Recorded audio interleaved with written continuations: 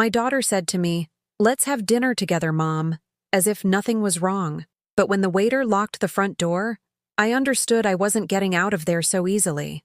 The tears I didn't shed that night now roll down my wrinkled cheeks as I remember every detail of that betrayal. Today, I'm going to tell you something I never thought I would. And if you, for just a second, feel like this sounds familiar, I only ask that you leave a like and subscribe. It will help me to keep unburdening my soul. My name is Carmen Rose Miller. I'm 68 years old, and I've lived my entire life in the same row house in South Philadelphia. My hands are marked by decades of scrubbing, cooking, mending, and caring. My eyes, weary from so much silent crying, hold the story of a woman who gave everything for her family and received, in return, the cruelest of abandonments. It was a Tuesday in October when my phone rang. The sound startled me because it was already 9 at night, and I was in my rocking chair knitting a blanket for my youngest grandchild, Sophia. The house smelled of cinnamon and coffee, as it always did. My old television was playing a soap opera I wasn't really following, but it kept me company on those long, silent nights. "Mom," it was the voice of my daughter, Isabel, but there was something different in her tone, something soft, almost tender, that I hadn't heard in months. "Would you like to have dinner with me on Friday? Just you and me. I want to talk." My heart sped up. It had been so long since she had invited me out, since she had shown any interest in spending time with me. Our recent encounters had only been for her to borrow money or for me to watch the kids while she and her husband, Alan, went away for the weekend. She was always in a hurry, always had something more important to do. "Of course, sweetheart," I replied, trying not to sound too excited. "Where do you want to go?" "I'll pick you up at 7. Dress up, Mom. We're going somewhere special." She hung up before I could ask more. But it didn't matter. My daughter wanted to have dinner with me. My daughter wanted to talk. Maybe, after so many months of coldness, things were going to get better between us.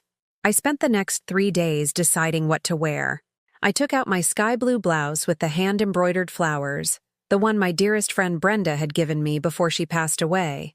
I put on my pearl earrings, the only real jewelry I had left after selling the rest to help Isabel with the down payment on her house. I painted my lips with the pink lipstick I saved for special occasions. Friday came, and I was ready by 5 in the afternoon. Every 5 minutes, I peeked through the window, waiting to see Isabel's car. When she finally arrived, I nearly ran out, filled with the excitement of a teenager on a first date. "You look nice, Mom," she said, but she didn't meet my eyes. She drove in silence through the city streets, past the glowing lights of City Hall and the avenues crowded with street carts selling pretzels and roasted nuts, the smells wafting through the car's half-open windows. "Where are we going, honey?" I asked, when I noticed we were leaving our familiar neighborhood and heading toward a part of the city I didn't know well. "You'll see. It's a surprise." We arrived at a modern restaurant in Rittenhouse Square, all glass and steel, with dim lighting and soft music. The kind of place I'd never been to, where a glass of wine cost more than my weekly grocery budget. The valet took Isabel's keys with a professional smile. Inside, the waiter greeted us as if he had been expecting us. He led us to a secluded table in a corner of the restaurant. It was strange. There were very few customers for a Friday night. The atmosphere felt heavy, almost solemn. "Good evening, ladies," the waiter, a young man in a black suit, said. "May I get you something to drink?" "2 waters, please," Isabel answered without asking me. It was then I noticed something that set my nerves on edge. After serving our water, the waiter walked to the restaurant's entrance and turned the key in the lock. Click. The metallic sound echoed in the nearly empty space like a gunshot. "Why is he locking the door?" I asked, feeling my skin prickle. "It's the restaurant's policy, Mom. For the privacy of the guests," Isabel replied. But for the first time that night, she looked me directly in the eyes. And in that gaze, I saw something that froze my blood. Cold determination, like someone about to do something terrible but necessary. The waiter returned to our table with a brown folder in his hands. He placed it in front of me as if it were the menu, but I knew it wasn't. My name was written on the cover in black letters, Carmen Rose Miller. "Mom," Isabel began, taking a deep breath like someone preparing to jump off a cliff. We need to talk about your future. My hands started to tremble. I hid them under the table, lacing my fingers together to stop the shaking. The air in the restaurant felt heavier, harder to breathe. My future? I repeated, though deep down I already knew that whatever was coming was not going to be good. Isabel opened the folder and pushed some papers toward me. At the top, I read, St. Raphael's Senior Living, Comprehensive Care for Older Adults. The world stopped. My heart ceased to beat for one eternal second. The words on the papers blurred, but I understood perfectly what they meant. My own daughter, the baby I had nursed, the child I cared for through fevers, the one I held through every nightmare, was handing me over to a nursing home as if I were a package she no longer wanted in her house. This is for the best, Mom, Isabel continued, her voice trying to sound calm but trembling slightly. You'll be better off there. They'll look after you 24 hours a day. You'll have company your own age. After everything I did for you, I managed to whisper, my voice cracking like shattered glass. This is how you repay me, Isabel. She didn't answer. She just pushed more papers toward me. Signatures, seals, dates. It was all already decided. It was all already planned. I was just the last to find out about my own fate. For the next eternal minutes in that restaurant, as Isabel talked about what was best for me, my mind reeled through all the years I had lived for her. Every sacrifice, every sleepless night, every dollar I had spent on her dreams while mine faded away like incense smoke in an empty church. I remembered when she was 3 and got sick with bronchitis. We spent 5 days at the city hospital, with me sleeping in a plastic chair by her bed, holding her small, hot hand while the nurses came and went. I couldn't afford the motel across the street, so I stayed there, eating only the saltine crackers from the hallway vending machine. When she finally recovered and smiled for the first time in days, I thought all the suffering had been worth it. We've already signed all the papers, Mom. Isabel's voice brought me back to the present. Alan agrees. The kids also think it's for the best. The kids? My grandchildren? Had Sophia, just 8 years old, been part of this decision? Daniel, 12, the one who asked me to tell him bedtime stories when he stayed at my house? And when did you decide this? I asked, my voice sounding strange, as if it were coming from far away. 2 months ago. We've been looking for the right place. This is one of the best. It has gardens, activities, round-the-clock nurses. 2 months. 2 months planning my exile while I continued to live in my house, watering my plants, cooking for them when they visited, buying candy for the grandchildren who apparently no longer wanted me around. 2 months of false kisses on the cheek, of deceitful, "we'll call you later, Mom," of promises to visit soon that never came true. My mind kept wandering. I remembered when Isabel was 15 and told me she wanted to go to a private school because all her friends were there. I was working, cleaning houses on the main line, 6 days a week, from 5 in the morning until 8 at night. My knees ached so much some nights I couldn't sleep, but I never said a word to her. I sold my sewing machine, the only thing my mother had left me, to pay her tuition. "Thank you, Mommy. You're the best mom in the world," she had said that day, hugging me so tight I could smell her strawberry shampoo. "When I grow up, I'm going to take care of you forever. I promise." Teenage promises. Promises that evaporate like steam from a kettle. "The move is tomorrow morning," Isabel continued, checking her phone as if confirming a routine doctor's appointment. "They'll pick you up at 10. I've already packed your most important things." She packed my things? Without asking me? Without letting me decide what I wanted to take? I thought of my photo albums. The letters my late husband wrote me when he was working up north. The hand-knitted shawl my grandmother made me when I got married. What had she considered important for my new life of confinement? I remembered when she married Alan. I had saved for 3 years, dollar by dollar, putting coins in a coffee can I hid under my bed. I wanted her to have the wedding of her dreams. I paid for the dress, the flowers, the reception hall, the food.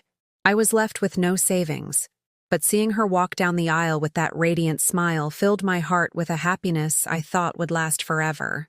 "Mom, I don't know how to thank you for all this," she had whispered in my ear during the mother-daughter dance. "I'm going to be the best daughter. I'm going to take care of you when you're old.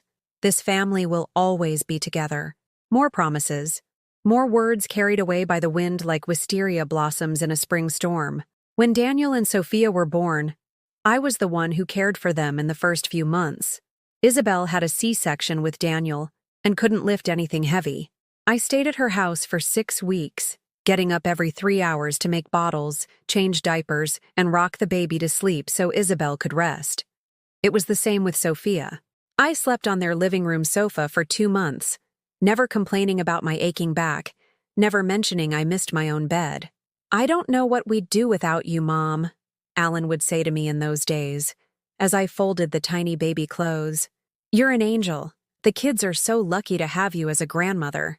Now those same kids, according to their mother, thought it was best to get rid of me. The waiter approached our table again. He wasn't carrying food, but more papers. Legal documents with stamps and signatures. All very official, all very cold. "You need to sign here, ma'am," the man said, pointing to lines marked with a yellow X. "And here as well." "And if I don't want to sign?" I asked, looking at Isabel for the first time since she had opened that folder from hell. "Mom, don't make this any harder than it already is," she replied, and for a moment, I saw a flicker of the little girl who used to find comfort in my arms when she had nightmares. "It's all decided. We've already paid the first month. We've already set up your room. My room. In a place full of strangers. Far from my garden where the roses I planted when Daniel was born are blooming. Far from my kitchen where the pots I used to make lasagna when the whole family came for Sunday dinner still hang. Far from my rocking chair where I knitted, and where I planned to grow old in peace, surrounded by the love of my children and grandchildren.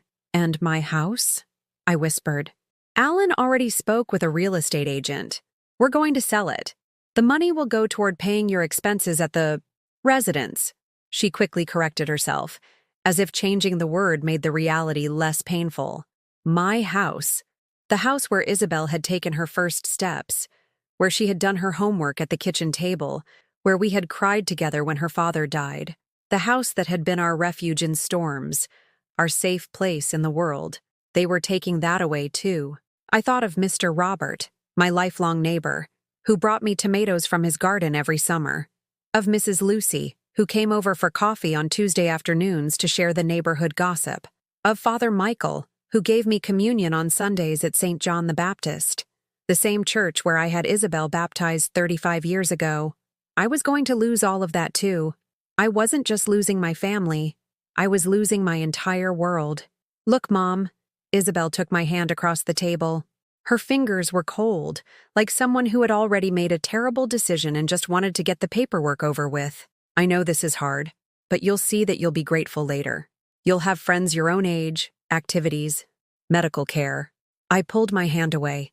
It felt empty, orphaned of the human warmth I had instinctively sought from my daughter, and which was no longer there.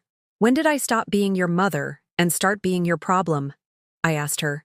For the first time all night, I saw tears in her eyes, but they were only there for a second.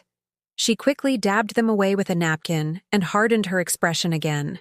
"You never stopped being my mom. That's why I'm doing this.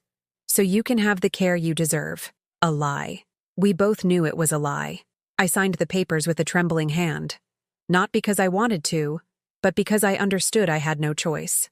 The waiter watched me like a vulture waiting for its prey, and Isabel checked each signature like an accountant verifying numbers on a balance sheet. When I finished, she put everything back in the folder with the efficiency of someone who had just closed a successful business deal. "Perfect," she said, snapping the folder shut. "They'll pick you up tomorrow at 10 o'clock sharp. I've already spoken with the director. Her name is Ms. Morales. She's very nice." The drive back to my house was a silent funeral. Isabel turned on the radio, playing old Carole King songs that used to make us sing along together. Now they sounded like laments. Through the window, I saw the streets of my city, my streets, knowing that in a few hours they would no longer be part of my daily life. The corner pizza place where I'd grab a slice when I didn't feel like cooking. The pharmacy where Mr. Gonzalez would let me pay later when money was tight. The bus stop where I waited every morning to go to the market. All of it would soon become just a memory. When we reached my house, Isabel didn't get out of the car. She didn't even turn off the engine. "Get some rest, Mom," Tomorrow is going to be a long day, she said, still not looking at me. You're not coming in? Don't you want to see how you left my things? I asked, though I already knew the answer. It's better this way. We don't want to make this more painful than necessary. We don't want? Who was we? The family that had decided to dispose of me like a piece of old furniture? I walked into my house and turned on the living room light.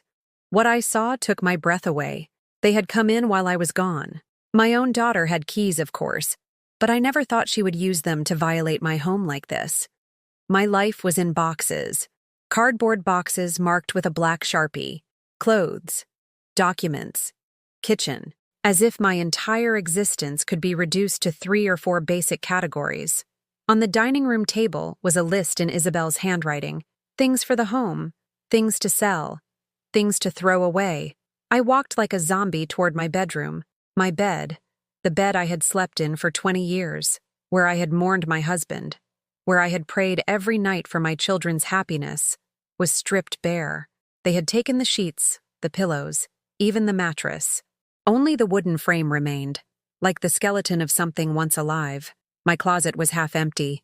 They had left only the clothes they deemed appropriate for an elderly person. Simple dresses in drab colors, boring sweaters, plain comfortable shoes. My red dress, the one I wore to weddings and birthdays, was gone.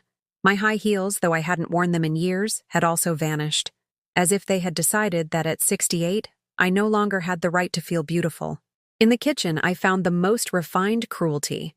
They had left a single mug, a single plate, a single glass, just enough for my last night at home, as if I were an unwelcome guest who had overstayed her welcome. My photo album was on the table, open to a page showing Isabel at her high school graduation. She was 18, smiling as if the whole world belonged to her. I was beside her, in my navy blue dress I'd bought especially for the occasion, beaming with motherly pride. In the photo, her arm was around my waist and her head rested on my shoulder. "My mom is my hero," she had written in her yearbook dedication. "Everything I am, I owe to her." I turned the pages slowly. Photos of birthdays, Christmases, first communions, graduations. In every image, there was love, laughter, promises to be together forever. At what point had it all become a lie? I sat in my rocking chair, the only piece of furniture they had left untouched, probably because it was too old to sell. The silence in the house was deafening, a different kind of silence than I had known before. It wasn't the silence of tranquility or peace.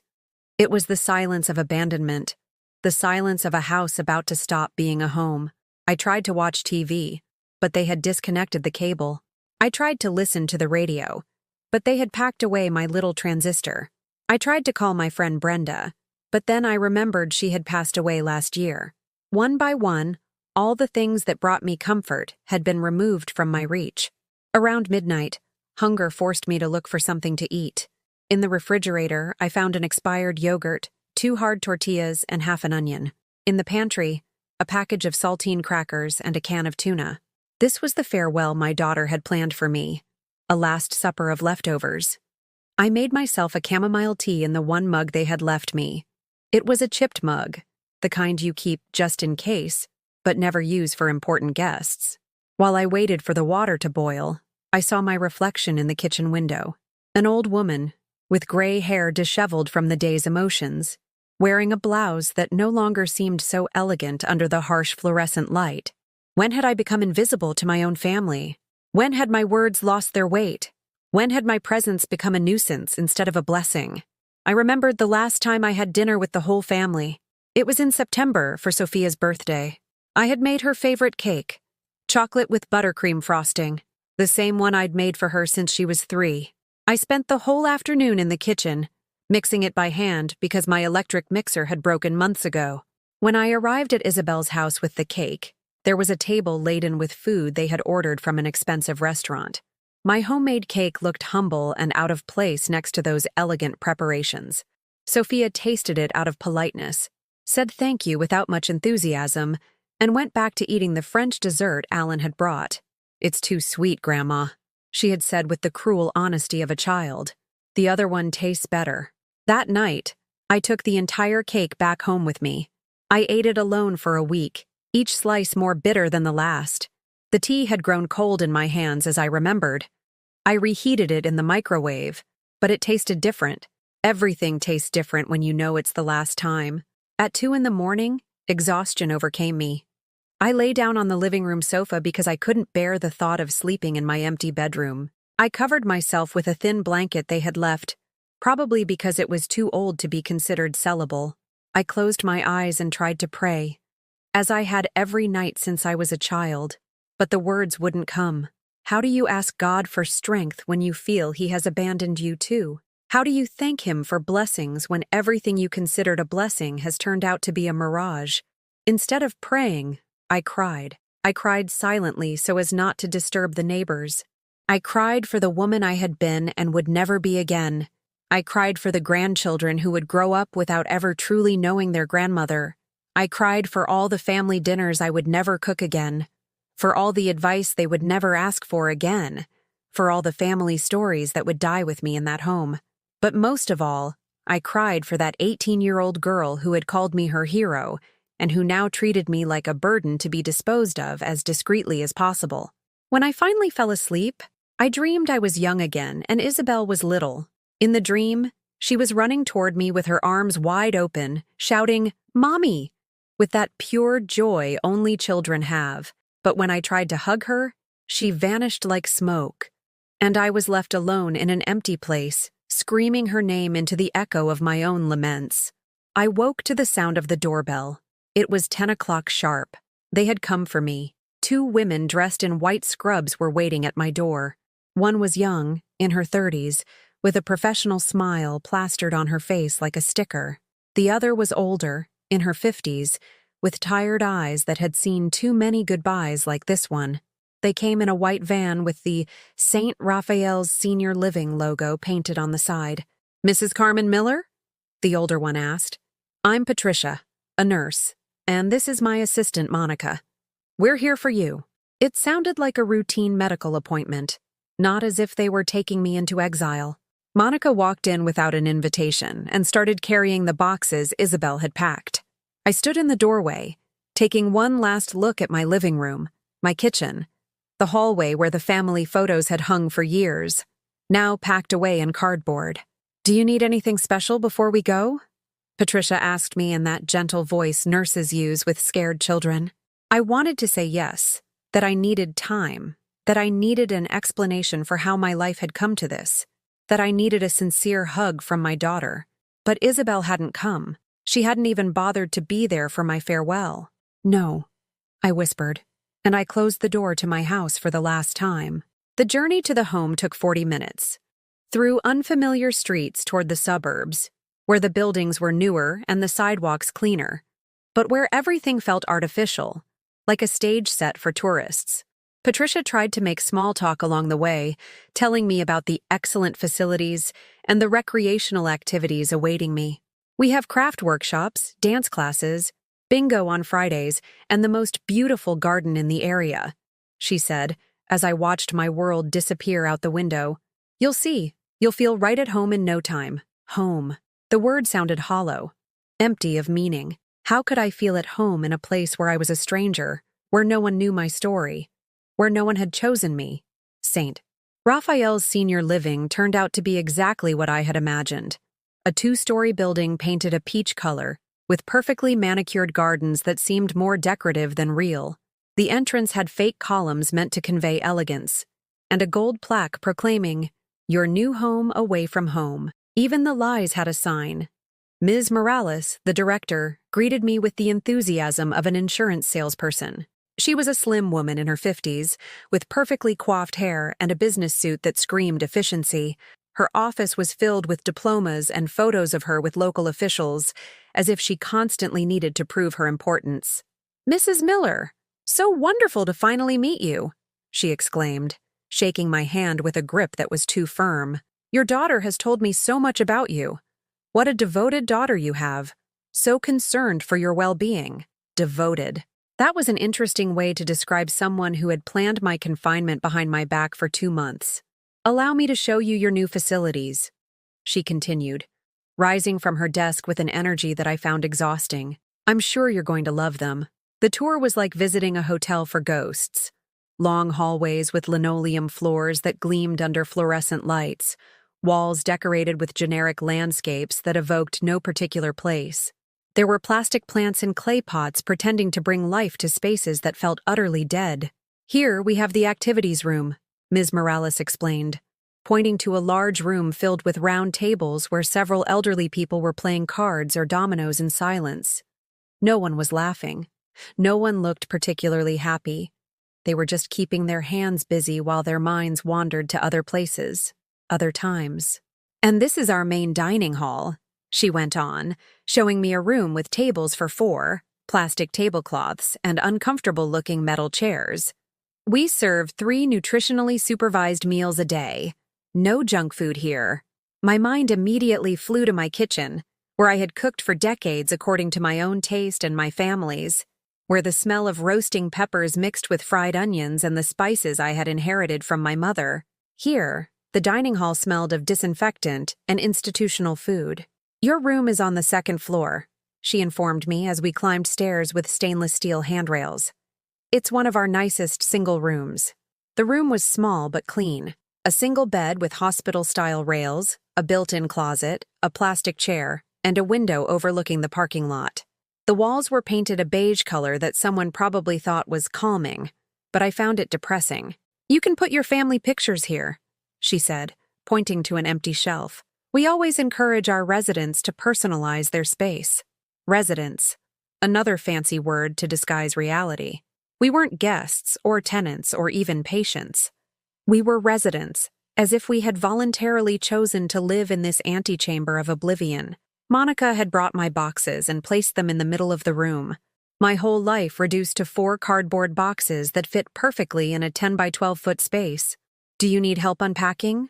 asked Patricia, who had been quiet throughout the tour. "No, thank you. I'd rather do it myself." It was a lie. I didn't want to do it at all. Unpacking meant accepting that this was real, that this impersonal room was now my home. But I also didn't want strangers touching my belongings with their clinical hands. When they finally left me alone, I sat on the bed and stared at the boxes. The first one contained clothes. Isabel had packed my most boring dresses, my most worn-out sweaters, my oldest underwear, as if she had decided that in this new stage of my life, I no longer deserved to feel attractive or dignified. The second box held a few books, my rosary, and a few framed photographs. She had carefully chosen which ones to include: photos where she looked good, where the family looked perfect. She had conveniently omitted the photos where I appeared alone, where my achievements were celebrated, where I was the center of attention. In the third box, I found toiletries and some medications. All generic, all basic, as if she had been shopping for a housekeeper and not her own mother. The last box broke my heart. It contained my family photo album, but when I opened it, I discovered several pages had been removed. The photos of my late husband, of my parents, of family moments where I was clearly happy, were gone. They had only left the photos featuring them: Isabel, Alan, the children, as if my personal history only had value insofar as it related to their lives.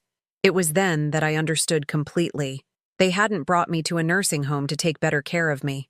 They had brought me here to erase me, so I would no longer be a presence in their lives, no longer remind them of their family obligations, no longer exist as anything more than a line item in their monthly budget. The first dinner was an exercise in silent humiliation.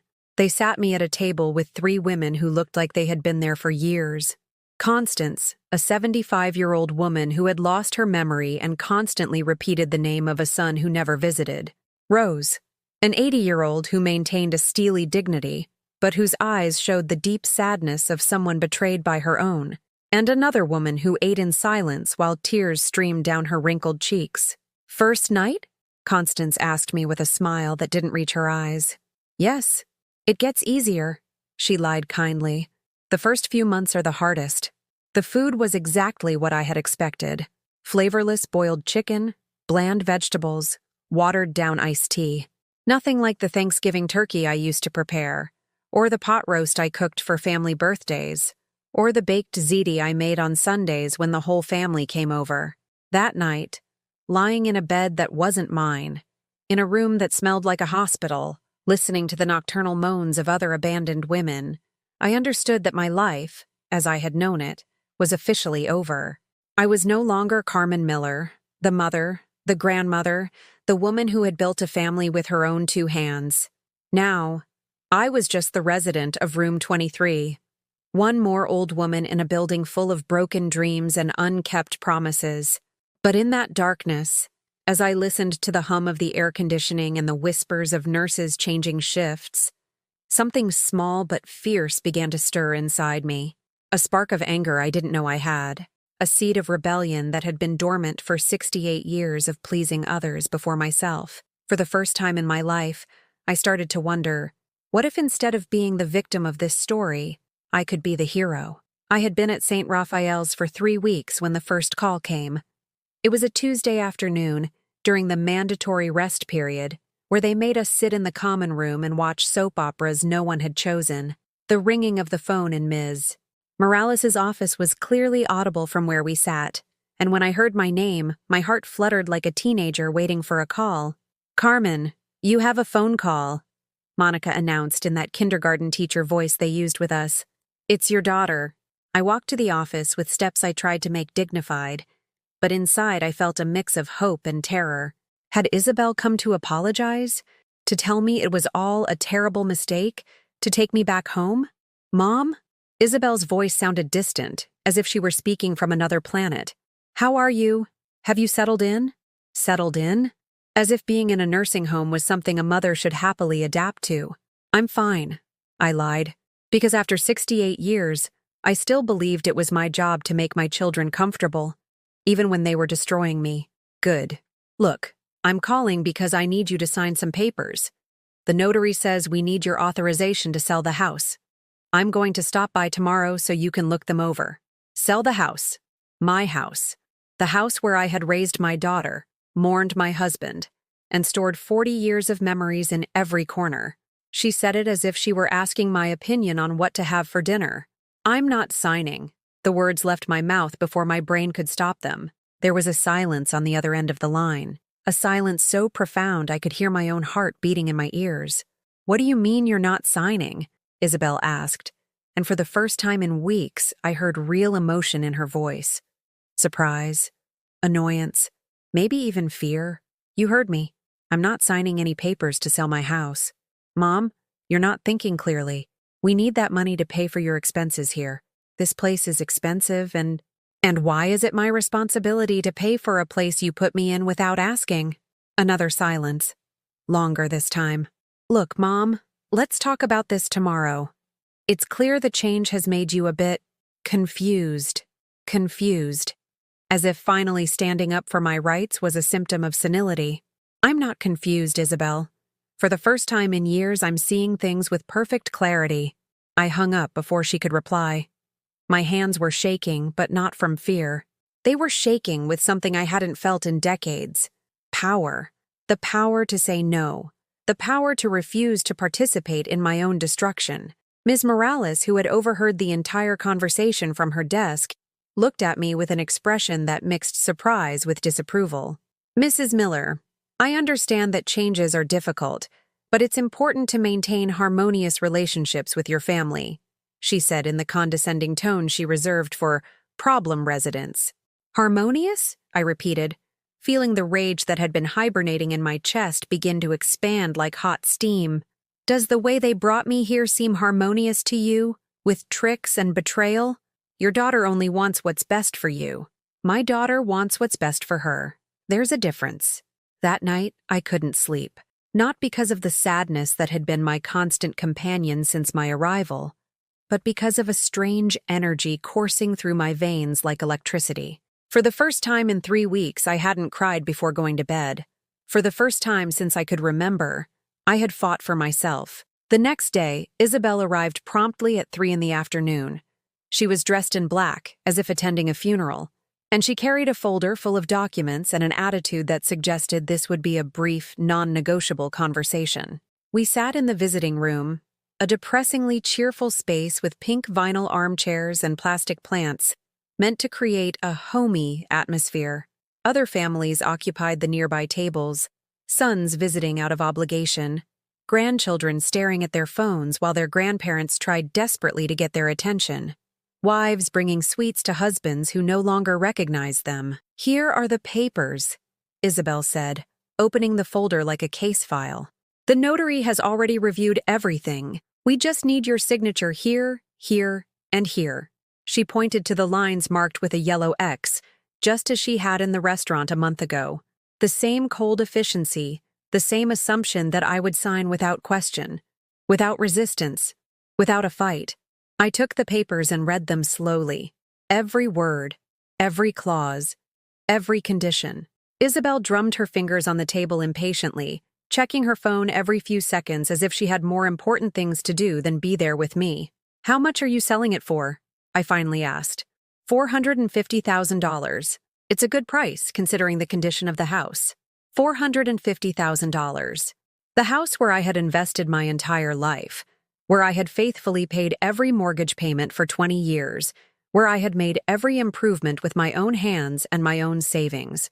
Reduced to a number she mentioned as if it were the price of a used car. "And where is that money going?" "Straight into an account for your expenses here." Alan already spoke with the bank. "Everything is arranged." Alan. Of course Alan was involved.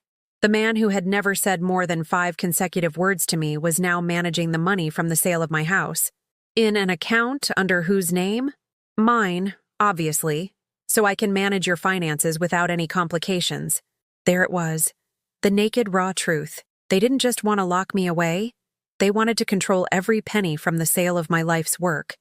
They wanted me to be completely dependent, completely vulnerable, completely at their mercy. "I'm not signing," I repeated, my voice firmer than the day before. Isabel's face changed. The mask of the concerned daughter cracked, and underneath I could see the woman who had planned my destruction with surgical precision. "You don't have a choice, Mom. You can't maintain a house you don't live in. It's ridiculous. It's my house. I'll decide when and how to sell it. With what money will you maintain it? With your $900 a month Social Security check?" She was right, and we both knew it. But for the first time in my life, logic wasn't enough to make me surrender. "That's my problem, not yours." Isabel leaned toward me, and for a moment, I saw a flicker of the little girl she had been, the one who would curl up in my arms when she had nightmares. "Mom, please, be reasonable. You can't take care of yourself anymore. You're not young. You need someone to make these decisions for you. Someone like you? The same person who tricked me into coming here? The one who packed up my life without asking? The one who hasn't visited me once in 3 weeks? I've been busy. We're all busy, Isabel. The difference is that some of us make time for the people we love." She leaned back in her chair as if I had slapped her. Her eyes filled with tears, but this time, they didn't move me. I had learned the difference between tears of pain and tears of frustration. "This isn't over," she said, stuffing the papers back into the folder with jerky movements. "I'm going to talk to a lawyer. I'll prove that you're no longer competent to make major decisions." "Do it," I replied, feeling a strange calm I had never known. "But in the meantime, my house is still mine." She left without a goodbye, without a kiss, without even a backward glance. I watched her walk toward the exit with furious strides, her black dress billowing like the wings of an angry crow. Some of the other families turned to look, probably wondering what could make a daughter storm out of a visit with her mother. That night, during the institutional dinner of boiled chicken and tasteless vegetables, Constance looked at me with something that might have been admiration. "I heard you had words with your daughter," she said in a low voice, so the nurses wouldn't overhear. "A few words," I confirmed. "Good for you," she said.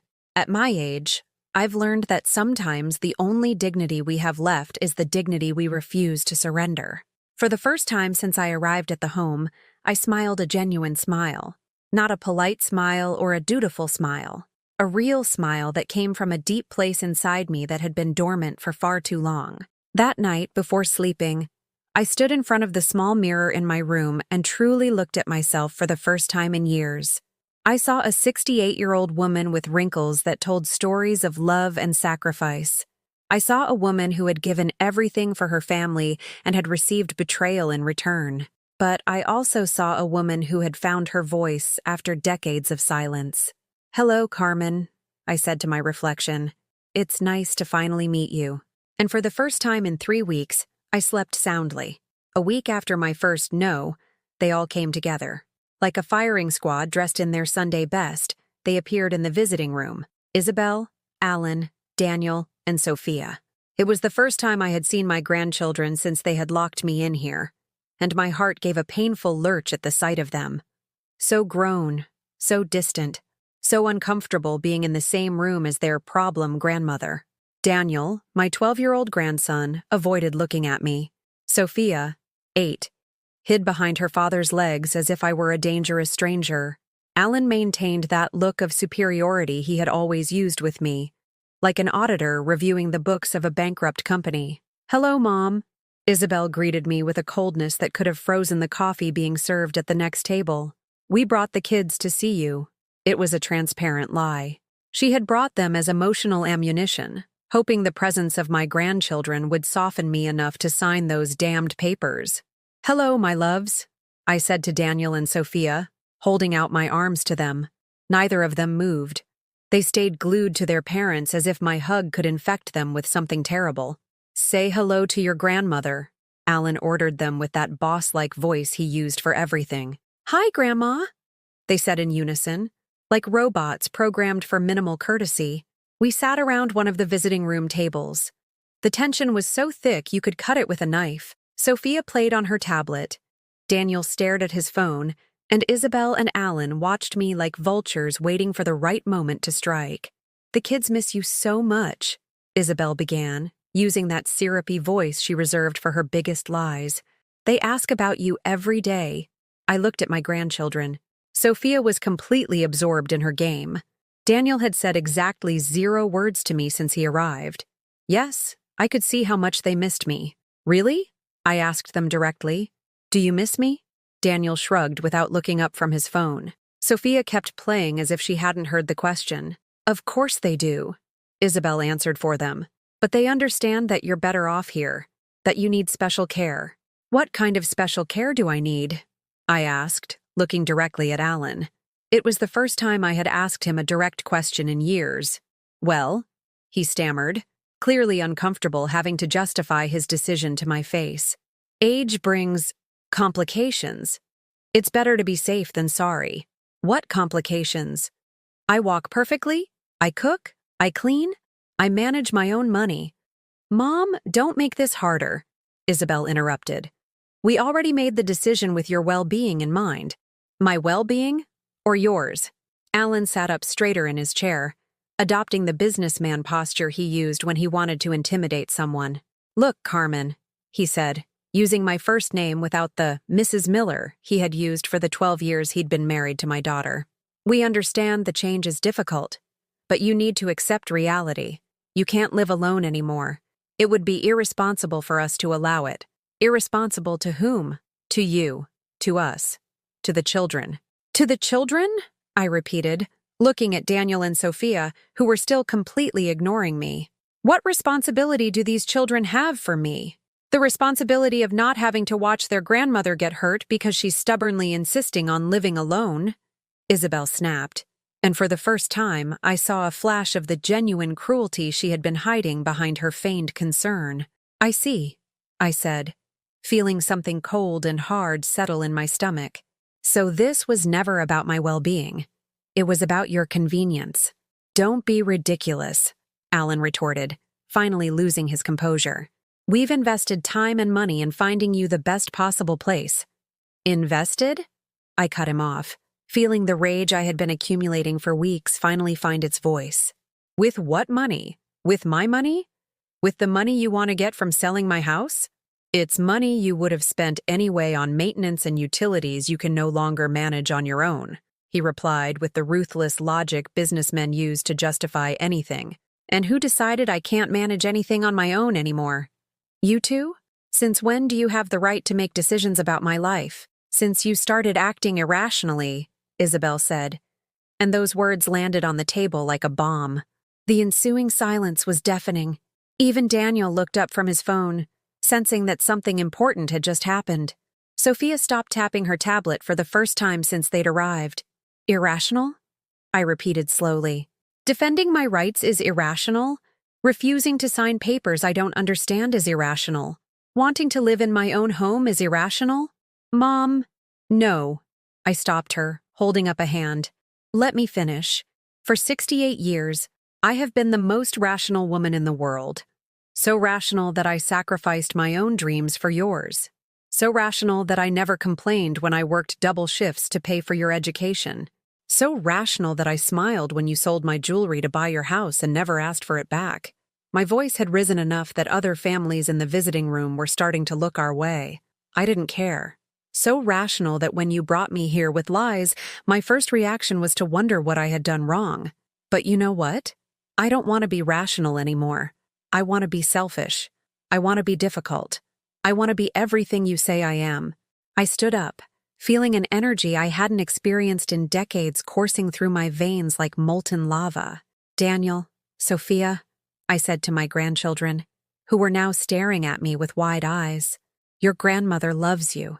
She has loved you since before you were born. But I will not beg you to love me back. And I will not buy your affection by signing papers that benefit your parents. Carmen, you're making a scene, Alan whispered, looking nervously at the other families. A scene? I laughed, and it was the first genuine laugh that had escaped my throat in months. This is nothing compared to the scene you'll see if you keep trying to steal my house. Nobody is stealing anything from you, Isabel protested, but her voice sounded less certain than before. No? Then explain to me why you need my signature to sell something that's supposedly for my own good. Explain why the money is going into an account that you control. Explain why you never asked me if I wanted to come here. They had no answers. Or they had them. But they had finally realized that I was no longer the woman who would accept any explanation just to keep the family peace. This is over, I declared, picking up the small handbag I always carried on visits. I am not signing any papers. I am not selling my house. And I will not keep pretending that what you did was okay just so you can feel better about yourselves. Where are you going? Isabel asked, standing up as well. To my room. You can leave whenever you like. In fact, I'd prefer it if you left now. Mom, please. No, I interrupted her again. The pleases are over. The begging is over. Pretending this was something you did out of love is over. If you want me in your life, it will be on my terms. If not, you can keep visiting me here once a month to make yourselves feel better. I walked toward the exit of the visiting room without looking back. I could hear their urgent whispers behind me, probably planning their next move. I didn't care anymore. For the first time since I arrived at St. Raphael's Senior Living, I felt free. In the hallway, I passed Constance, who was returning from her own family visit. She looked at me with a smile that held decades of hard-won wisdom. How did it go? She asked. I think I just declared war, I replied. Good, she said, patting my arm. It's about time someone around here remembered that battles are meant to be won, not avoided. That night, as I listened to the silence of my room and looked out the window at a starry sky that suddenly seemed wider, I understood that I had crossed a line from which there was no return. I was no longer the Carmen who had raised Isabel with silent sacrifices. I was no longer the Carmen who had endured humiliation to keep the family together. I was no longer the Carmen who believed a mother's love was measured by how much pain she could endure without complaint. I was a new Carmen now, a Carmen who had discovered the power of the word no, a Carmen who was ready to fight for what was left of her life instead of meekly surrendering it to those who didn't value her. And this new Carmen had plans. 3 days after my declaration of war, a young woman appeared at St. Raphael's Senior Living asking for me. She was about 35, with dark hair pulled back in a ponytail and a briefcase that screamed professional. She introduced herself as Anna Davis, an attorney specializing in elder law. Mrs. Miller, Father Michael from St. John the Baptist Church sent me, she said as we sat in the visiting room. He told me about your situation and asked me to come speak with you. Father Michael, my parish priest for my entire life, the man who had baptized Isabel, who had delivered the eulogy at my husband's funeral, who had blessed my house when we first moved in. In my desperation, I had written him a letter, telling him everything that had happened. I didn't expect a reply. I just needed to unburden myself to someone who had known me before I became a problem for my family. "Did Father Michael tell you everything?" I asked, feeling a mix of shame and relief. "He told me enough to know you need legal help," Anna replied with a genuine smile that reminded me why I had decided to trust Father Michael in the first place. "And I want you to know that what they did to you is not legal." "Not legal?" "A competent person cannot be committed to an institution without their explicit and informed consent. The fact that they deceived you to bring you here constitutes a violation of your fundamental rights." The words fell over me like cool water in a desert. For weeks, I had felt like I was going crazy, that maybe Isabel was right, and I was too old to make my own decisions. Hearing a professional confirm that my instincts had been correct filled me with a strength I didn't know I possessed. "What can I do?" I asked. "Several things. First, we can request an independent mental competency evaluation.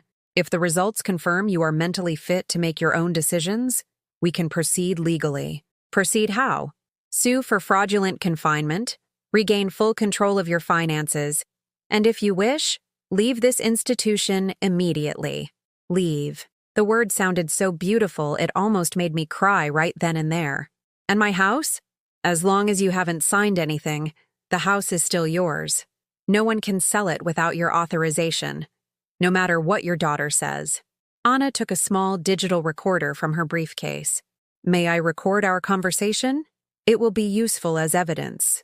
I nodded, and for the next hour I told her everything, from the setup dinner at the restaurant to the confrontational visit 3 days ago. Anna took notes constantly, asking specific questions that helped me recall details I had overlooked. "Mrs. Miller," she said when we finished, "your case is solid. We have multiple legal violations: deception, non-consensual confinement, attempted financial fraud. Your daughter and son-in-law could face criminal charges."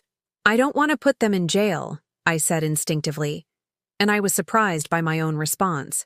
After everything they had done to me, my first impulse was still to protect them.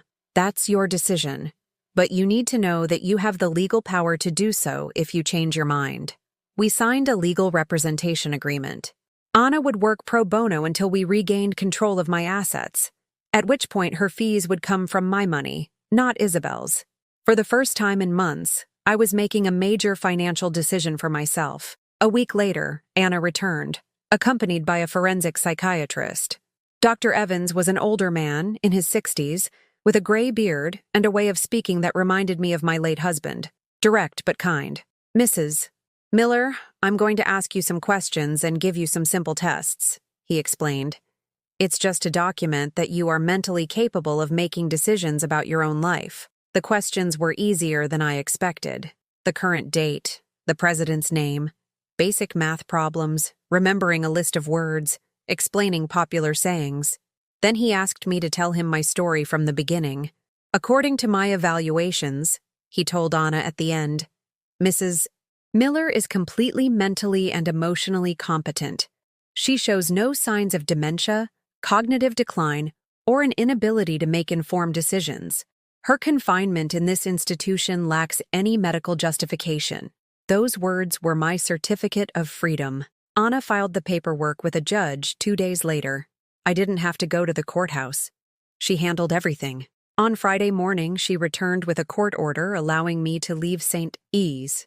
Raphael's immediately and freezing any attempt to sell my house until the case was fully resolved. "Are you ready to go home?" she asked with a triumphant smile.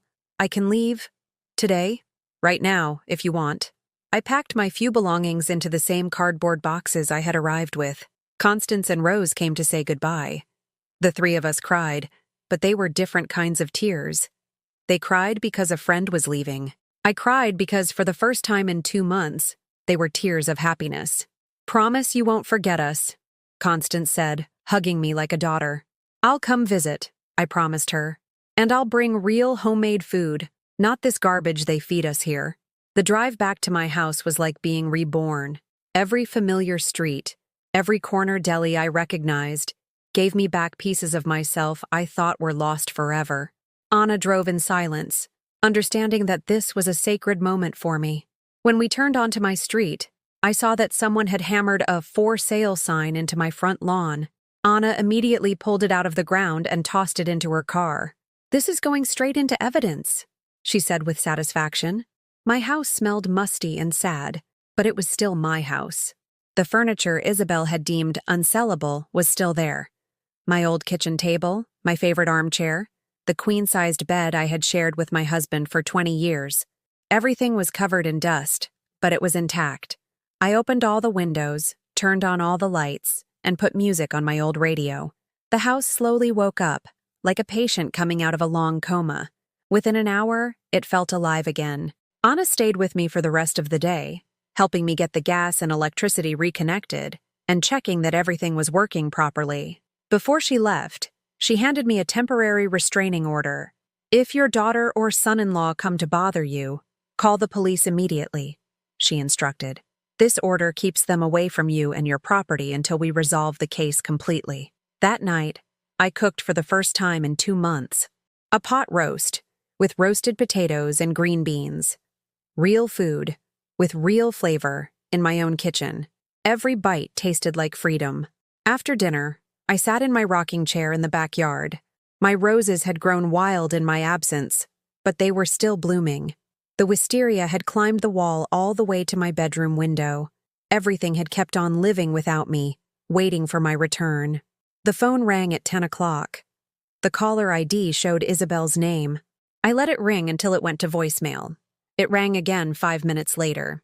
I ignored it again. On the third call, I decided to answer. "Mom?" Her voice was desperate, frightened. "What's going on? They called me from the home and said you left. Where are you?" "I'm at home," I replied with a calmness that surprised even me. "How did you get there? Who helped you?" "I have my own resources, Isabel. More than you thought." "Mom, this is dangerous. You can't live alone. I'm coming over right now." "No," I said firmly. "You are not. I have a restraining order that prohibits you from coming near me or my house." Silence on the other end of the line. A restraining order? Against your own daughter? Against the woman who abducted me and locked me up against my will? "Don't say that. It's exactly what happened. And I have a lawyer who can prove it. Mom, please, we need to talk." "Now you listen to me very carefully, Isabel," I said, feeling an authority in my voice I had never used with her before. "If you want a relationship with me, it will be on my terms. If you want to genuinely apologize and start over, it might be possible. But if you ever try to control my life or steal my house again, you will meet a version of your mother you have never seen." I hung up before she could reply. For the first time in 68 years, I had put my needs before my children's. For the first time in my life, I had fought for what was mine, and won. That night, I slept in my own bed, in my own house, the owner of my own destiny, and I dreamed of the future instead of crying over the past. 6 months after my return home, I am sitting in my garden watching my roses bloom more beautifully than ever. It's a Saturday morning in April, and the sun filters through the leaves of my wisteria, creating patterns of light that dance on the pages of the book I'm reading. It's not just any book. It's a handbook on legal rights for senior citizens that Anna gave me, because I am now a woman who educates herself about her rights.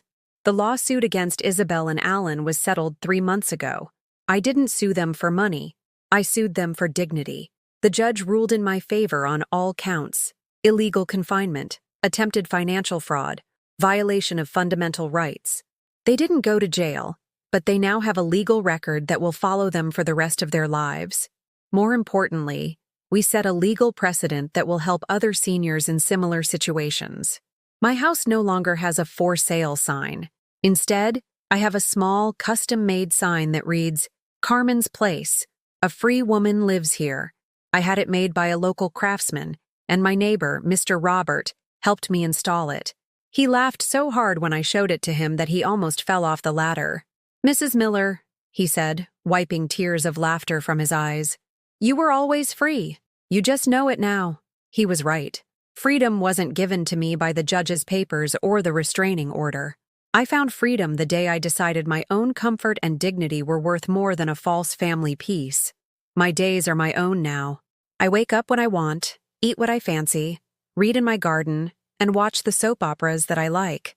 On Tuesdays, I still visit Constance and Rose at St. Raphael's. I bring homemade food, and we sit and gossip like old friends.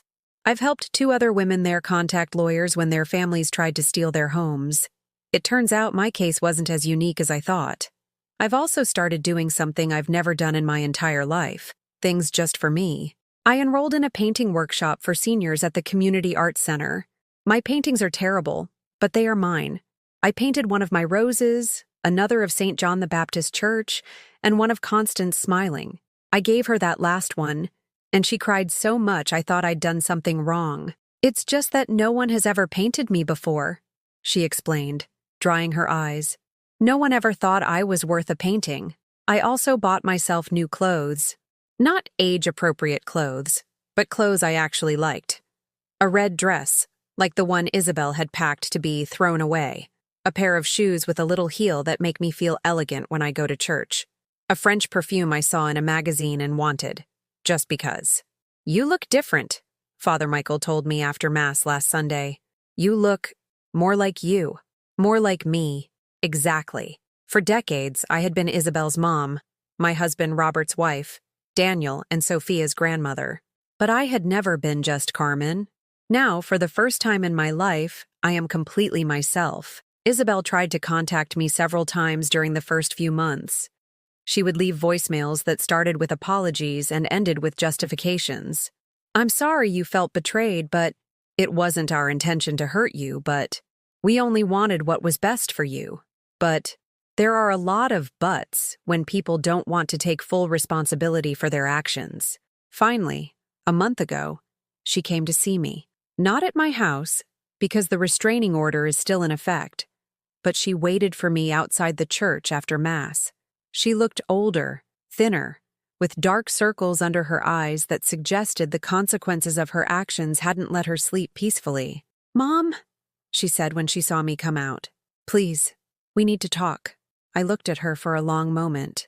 This 35-year-old woman who had come from my womb, who had been my world for decades, who had made the cruelest decisions of my life without consulting me, but also the little girl who had cried in my arms when she fell off her bike, the teenager who had called me her hero, the young woman who had promised to take care of me when I was old. "You have 5 minutes," I told her. We sat on a bench in the church courtyard. She cried. I did not. She apologized. I listened. She explained her fears, her pressures, her desperation to do the right thing. I said nothing until she was finished. "Are you done?" I asked when she ran out of words. "Yes." "Good. Now listen to me. I forgive you, Isabel. Not because what you did was okay, but because holding a grudge hurts me more than it hurts you. But forgiving doesn't mean forgetting. And it definitely doesn't mean things go back to the way they were. What does it mean then? It means that if you want a relationship with me, it will have to be a relationship between 2 equal adults. Not between a sacrificial mother and a daughter who takes what she needs. Not between a helpless old woman and a condescending caregiver. Between Carmen and Isabel, 2 women who respect each other's boundaries. And the kids? The children are welcome in my home whenever they want to come and meet their real grandmother. Not the problematic old woman their parents told them about. The woman who paints terrible pictures and makes the best pot roast in South Philly. Can we try? We can try. But the first time you feel you have the right to make a decision about my life, this conversation is over. Forever. That was a month ago. Since then, Isabel has come to visit twice. Short, cautious, but genuine conversations. Daniel came with her last time and ate 3 helpings of my stew while telling me about school. Sophia hasn't come yet, but Isabel tells me she asks about me. Maybe one day we'll have a real relationship. Maybe we won't. I no longer live my life waiting for other people to give me the love I deserve. I have found it in myself. This morning, as I was watering my roses, Mr. Robert peeked over the fence like he's been doing for 20 years. "Mrs. Miller?" he said with that mischievous grin everyone in the neighborhood knows. "My wife wants to know if she can come over for a chat. Says she needs advice from a woman who knows how to stand her ground." I laughed so hard I almost dropped the watering can. "Tell Lucy to come over whenever she likes. But tell her to bring coffee, because lessons in empowerment take a while. Now, as I write these last words in my new journal, I can hear the sounds of my neighborhood waking up, the shouts from the street vendors, the rumble of the bus that passes every 15 minutes, the music blasting from the kids' house across the street, sounds that used to annoy me when I was a bitter, tired woman, sounds that now remind me that I'm alive, that I'm part of a community, that my life goes on.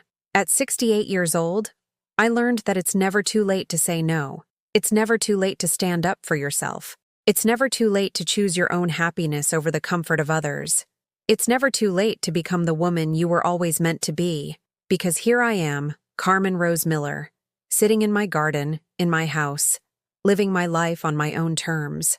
I am no longer the perfect mother, nor the compliant grandmother, nor the obedient elder.